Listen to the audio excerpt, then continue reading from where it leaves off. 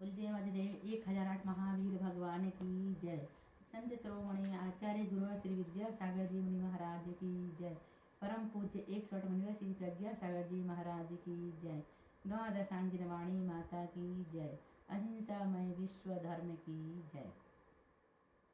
नत्वा जिनेन्द्रं गत सर्वदोषं सर्वज्ञ देवं हितदर्शिकं च श्रीजैन सिद्धांत प्रवेशिकेयं विरच्यते स्वल्प धियां हिताय। अपनी अपनी जैन सिद्धांत प्रवेश का खोलकर रखना है। अध्याय 3 और प्रश्न नंबर 395। नाना गुण हानि किसे कहती है हमने पढ़ लिए।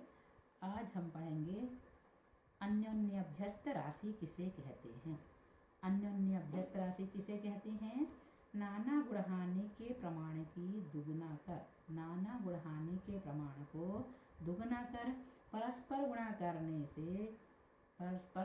गुणाकार करने से जो गुणनफल होता है उसे अन्योन्याभ्यस्त राशि कहते हैं।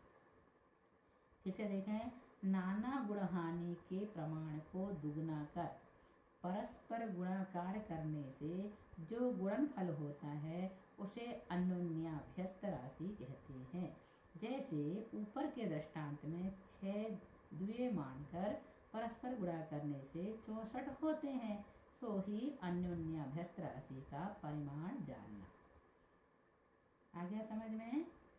देखो, उसके बाद है अगला प्रश्न है अंतिम गुण हानि का परिमाण किस प्रकार से निकालना चाहिए।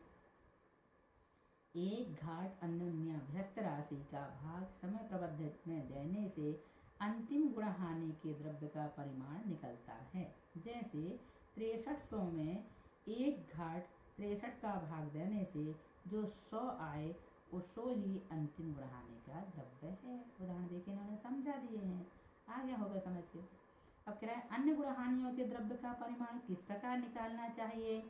तो अंतिम गुण हानि के द्रव्य को प्रथम गुण हानि पर्यंत दूना करने से अन्य गुण हानियों के द्रव्य का परिमाण निकलता है। जैसे 200, 400, 800, 1600, 3200। अब फिर प्रत्येक गुण हानि के प्रथमादि समयों में द्रव्य का परिमाण किस प्रकार होता है। निषेक को चय से गुणा करने से प्रत्येक गुण हानि के प्रथम समय का द्रव्य निकलता है और प्रथम समय के द्रव्य में से एक एक चय घटाने से उत्तरोत्तर समयों के द्रव्य का परिमाण निकलता है। जैसे अब देखो उदाहरण क्या बता रहे हैं।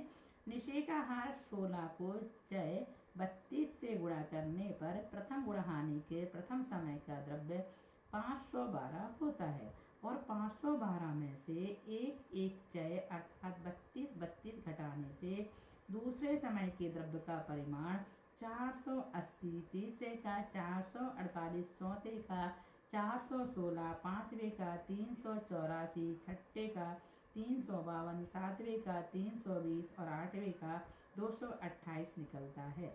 इस प्रकार द्वितीयादि गुण हानियों में भी प्रथमादिक समयों के द्रव्य का परिमाण निकालना। ये सब बताएंगे हम आगे चल के आपको। अभी आप सिर्फ इतना समझो, ये जैन सिद्धांत प्रवेश का विषय है। ज़्यादा जल्दी से समझ में नहीं आएगा और फिर भी आ जा रहा है तो बहुत अच्छी बात है। निषेकहार किसे कहते हैं?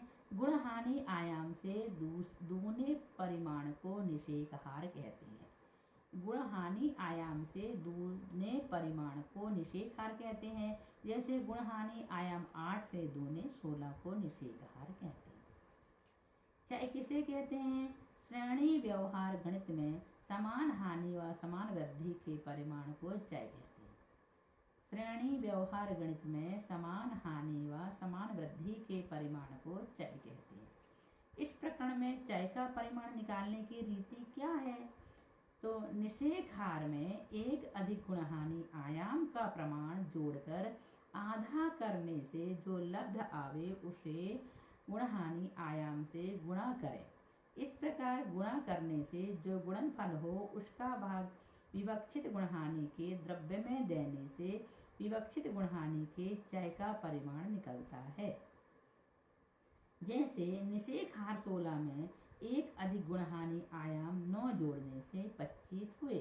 25 के आधे 12, बटा 2 को गुणहानि आयाम 8 से गुणा करने से 100 होते हैं। इस प्रकार 100 का भाग विवक्षित प्रथम गुणहानि के द्रव्य 3200 में से देने से प्रथम गुणहानि संबंधी चय 32 आया। इसी प्रकार द्वितीय गुणहानि के चय का परिमाण 16, तृतीय का 8, चतुर्थ का 4, पंचम का 2 और अंतिम का 1 जानना। पढ़ लेना एक बार अपनी किताब में, और नहीं समझ में आए तो बाद में समझने का प्रयास करना है ना। अनुभाग की रचना का क्रम क्या है? द्रव्य की अपेक्षा से जो रचना ऊपर बताई गई है उसमें प्रत्येक गुणहानि के प्रथमादि समय संबंधी द्रव्य को वर्गणा कहते हैं, और उन वर्गणाओं में जो परमाणु हैं उनको वर्ग कहते हैं। प्रथम गुणहानि की प्रथम वर्गणा में जो 512 वर्ग हैं उनमें अनुभाग शक्ति के अविभाग प्रतिच्छेद समान है, और वे द्वितीयादि वर्गणाओं के वर्गों के अविभाग प्रतिच्छेदों की अपेक्षा सबसे जघन्य हैं। द्वितीयादि वर्गणाओं के वर्गों में एक एक अविभाग प्रतिच्छेद की अधिकता के क्रम से जिस वर्गणा पर्यंत एक एक अविभाग प्रतिच्छेद बढ़े वहां तक की वर्गणाओं के समूह का नाम एक स्पर्धक है। जिस वर्गणा के वर्गों में युगपत अनेक अविभाग प्रतिच्छेदों की वृद्धि होकर प्रथम वर्गणा के वर्गों के अविभाग प्रतिच्छेदों की संख्या से दूनी संख्या हो जाए वहां से दूसरे स्पर्धक का प्रारंभ समझना। इसी प्रकार जिन जिन वर्गणाओं के वर्गों में प्रथम वर्गणा के वर्गों के अविभाग प्रतिच्छेदों की संख्या से तिगुने, चौगुने आदि अविभाग प्रतिच्छेद होते हैं वहां से तीसरे, चौथे आदि स्पर्धक का प्रारंभ समझना। इस प्रकार एक गुणहानि में अनेक स्पर्धक होते हैं। आ गया समझ में? कुछ भी नहीं आया, आएगा भी नहीं। इन विषयों को बार बार पढ़ा जाता है जब कहीं जा कर के ये विषय समझ में आते हैं।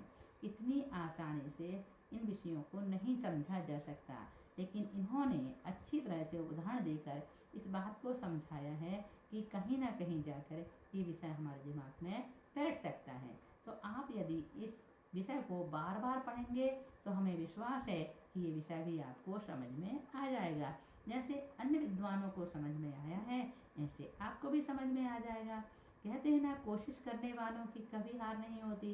तो आप भी कोशिश करते रहना तो आपको भी याद होता चला जाएगा, समझ में आता चला जाएगा। प्रयास करने में कभी भी पीछे नहीं हटना चाहिए। इस प्रकार से ये 395 प्रश्न से लेकर हमने आपको 402 तक के प्रश्न पढ़ा दिए हैं ना। अब आपको बाद में पढ़ाएंगे 403 से। बोलिए महावीर भगवान की